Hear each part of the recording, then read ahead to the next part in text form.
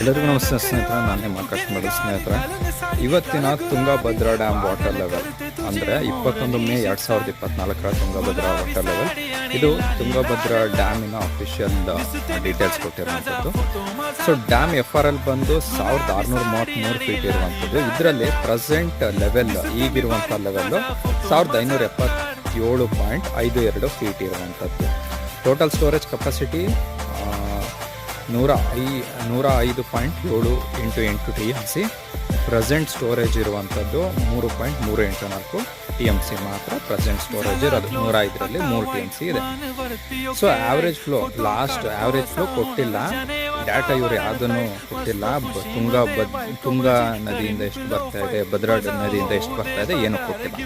So ಇದು ಇವತ್ತಿನ ಮಾಹಿತಿ ಸ್ನೇಹಿತರೆ. ಇದೇ ರೀತಿಯ ಮಾಹಿತಿಗಾಗಿ ನಮ್ಮ ಚಾನಲನ್ನು ಸಬ್ಸ್ಕ್ರೈಬ್ ಮಾಡ್ಕೊಳ್ಳಿ, ಹಾಗೆ ಈ ವಿಡಿಯೋವನ್ನು ಲೈಕ್ ಮಾಡಿ. ಧನ್ಯವಾದಗಳು ಸ್ನೇಹಿತರೆ.